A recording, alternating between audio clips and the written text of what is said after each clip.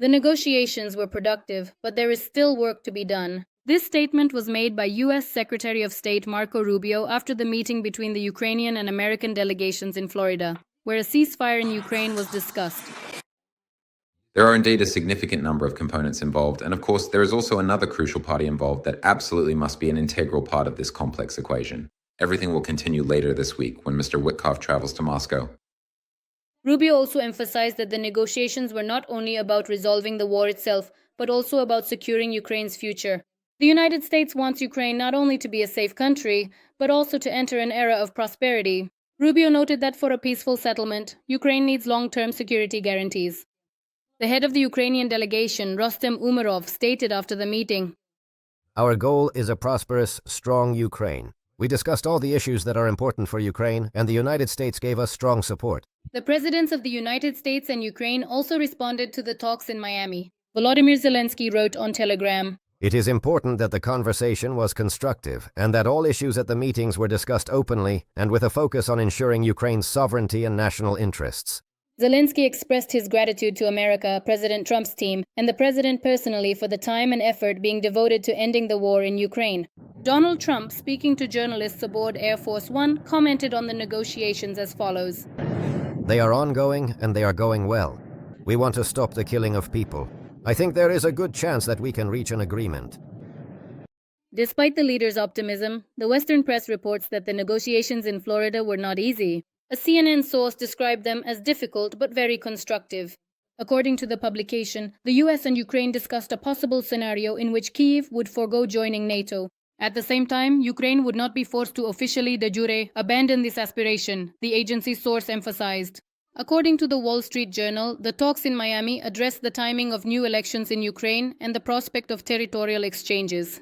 At the same time, other important issues remained unresolved, including security guarantees for Ukraine from the US and the West. According to Axios, citing two officials, the negotiations between the Ukrainian and American delegations that took place on November 30th in Florida were almost entirely devoted to the issue of the future border between Ukraine and Russia as part of a potential peace agreement. According to the publication's sources, the American side arrived at the negotiations with a clear intention to make progress specifically on the territorial issue, so that Witkoff could present the developed position to the Russian leader Vladimir Putin during his visit to Moscow. As Putin's spokesperson Sergei Peskov stated, a meeting between Putin and Steve Witkoff may take place on December 2nd in the afternoon.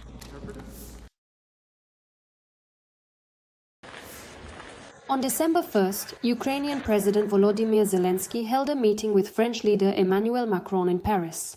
The head of state shared the results of their conversation on his Telegram channel. "We managed to discuss a lot of details. Most of the attention was given to negotiations aimed at ending the war and security guarantees. Peace must become truly reliable. The war must end as soon as possible. Much now depends on the actions of each leader." Volodymyr Zelenskyy noted that together with Emmanuel Macron and British Prime Minister Keir Starmer, who joined remotely, they discussed the results of the negotiations in Florida with the head of the Ukrainian delegation, Rustem Umerov, and the representative of the American delegation, Steve Witkoff. They agreed to discuss more details in person. The teams will coordinate their schedules for possible further contacts. As is known, on November 30th, negotiations were held between the Ukrainian and American delegations in Miami. The Secretary of the National Security and Defense Council of Ukraine, Rustem Umerov, who heads the Ukrainian delegation, stated that significant progress has been made toward establishing a just peace. On December 1st, the French agency AFP reported that a new meeting took place between Umerov and Witkoff.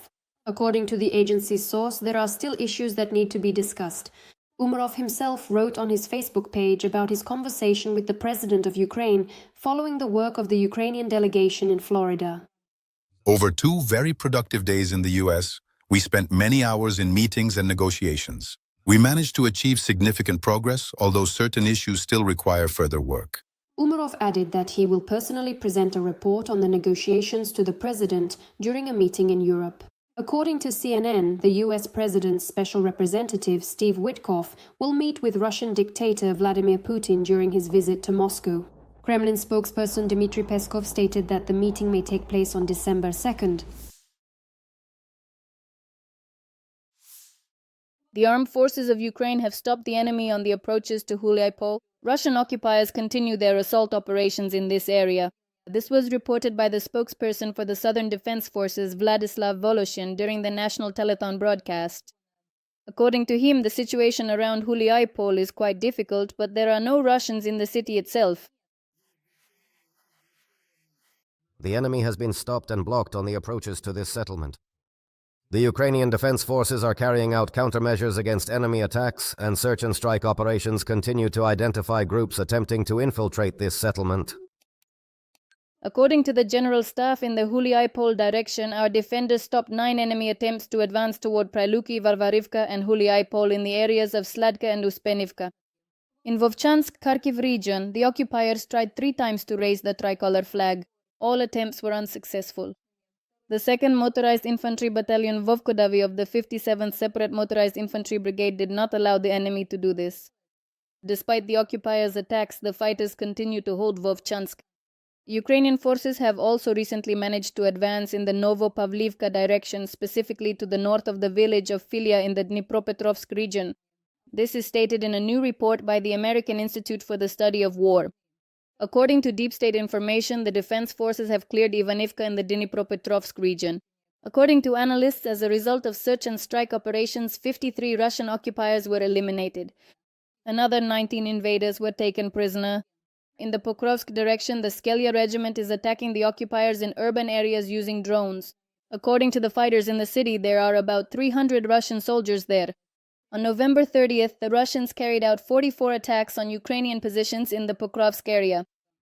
According to the 7th Air Assault Corps, the defensive operation in the Pokrovsk direction is complicated by dense fog, which limits visibility and makes it harder to detect the enemy. In addition, the fighters report that under unfavorable weather conditions, the enemy is able to bring more personnel into the city. The General Staff reports that in the Pokrovsk direction, our defenders have stopped 66 assault actions by the aggressor in the areas of the settlements of Shrakova, Pokrovsk, Krim, Krasny Liman, Mirnograd, Rodinskaya, Lisovka, Kotlina, Udaknaya, Molodetskaya, Balagan, and Filial. Near the occupied city of Berdyansk in the Zaporizhia region, the main intelligence directorate, HUR, eliminated Kadyrovites who were selling stolen fuel. The agency reported that Akhmat fighters had set up a scheme and were selling stolen diesel at the same spot along the highway. At the same time, according to information from the General Staff of the Armed Forces of Ukraine at the front, the intensity of fighting has decreased by a third. The report states the following.